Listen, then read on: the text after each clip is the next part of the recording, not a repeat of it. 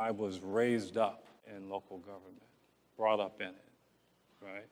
And, I was at least, I was brought up a certain way. It's the code of ethics for crying out loud, right? I'm not going to try to list them all. You know as well as I, and we're the professionals, right? We make sure that the delivery of service occurs every day as it's supposed to. We are driven to do things in an efficient and cost-effective manner. We're ICMA, International City Management, City County Management Association, right? Management. What does that mean? Is it just management? Is it leadership as well? Right? We were raised up that way. And how we were raised, is it still relevant today in that context, the way that we were raised? It also includes, right, never getting in front of the elected officials. We're always supposed to take 2 or 3 steps back. We stand here. I heard Cheryl Scully say this morning at the donors breakfast, part of our job is to give the elected officials the credit for what we do. And she said, yeah, and they believe it, right? She said, which is true, but that's how we were brought up in it. We're supposed to be 2 or 3 steps back. Is that posture still relevant today? Can we do that in these times? Can we? Right? Or do we need to? Are there times when, as we look at things that are occurring today in these times, are there times when we even need to be more assertive about stepping into the void? And does that broaden the definition that is implicit in what we mean when we say management? I don't pretend to know the answer. I'm asking the questions so that we can have conversation. Sometimes I think that if I were allotted so much time, right, to ask questions or look for answers, I might allocate the majority of my time to asking questions. There's power in asking questions, but I might do that. How do we remain relevant? We are relevant today, still. It's been great for a century. Right? But we're being tested, I think. That's my observation. We're being tested. They're pushing on us. Multi-generational demographics, right? Varying values, varying vocabularies, right? What does work look like? Well, it depends on who you're looking at, who you're talking to, how old you are, right? What does a work environment look like? What's it supposed to look like, right? Is it behind the desk?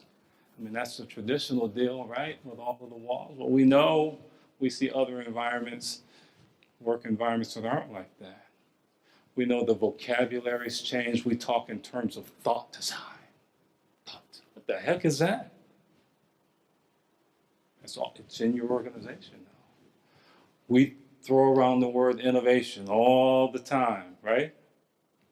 What does that mean?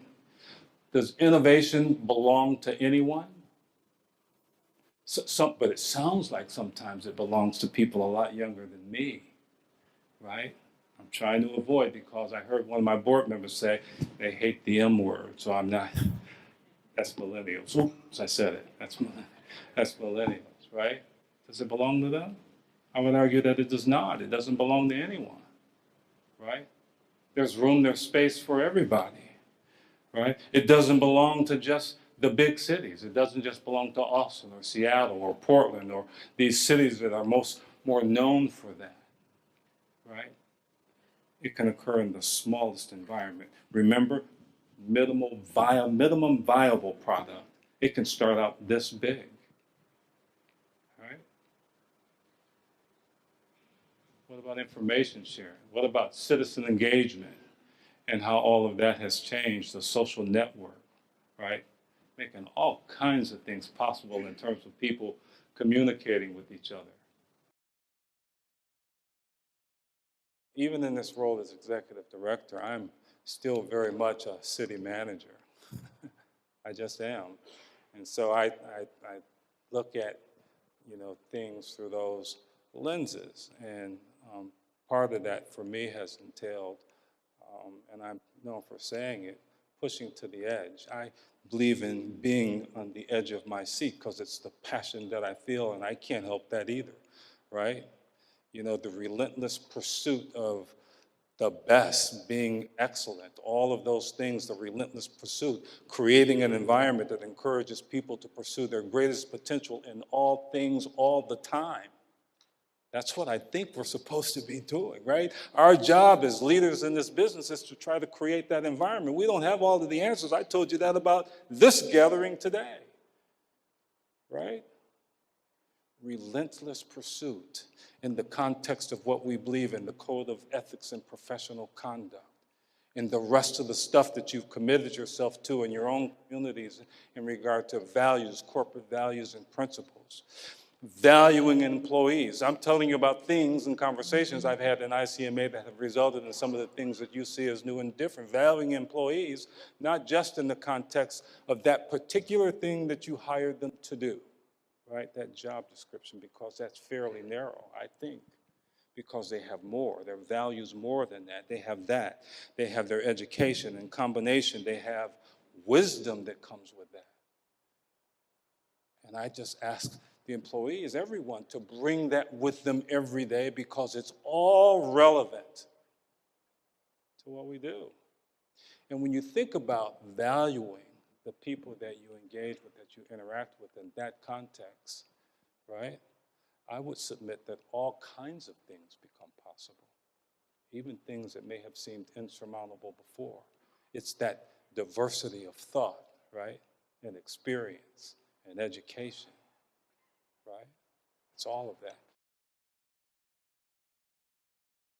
When I was contemplating the prospect of competing and being the city manager in Austin, I remember, because I wasn't sure at that time I wanted to be a city manager again.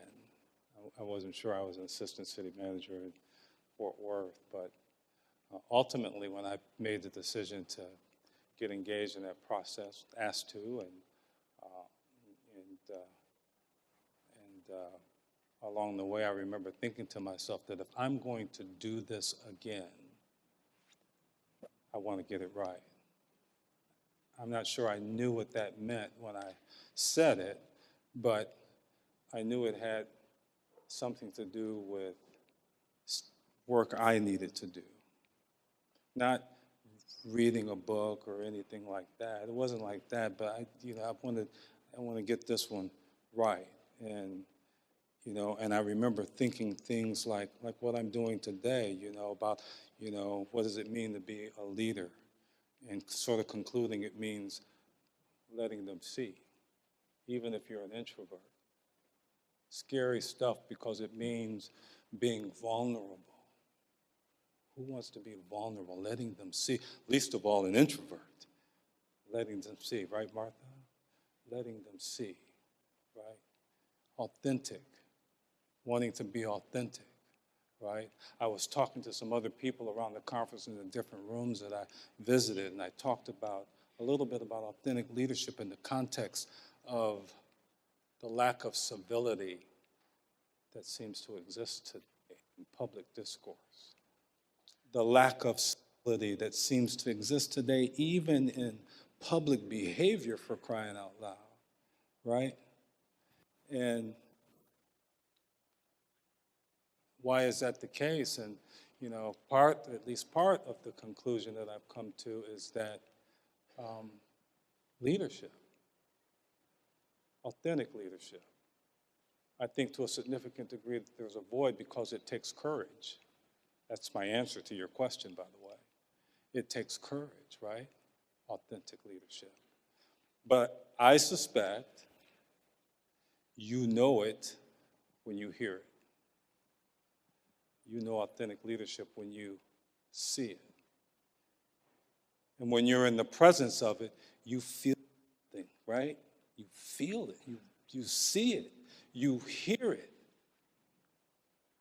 And I think People are longing for it everywhere, not just here in the United States, but all over the world. People are longing for it.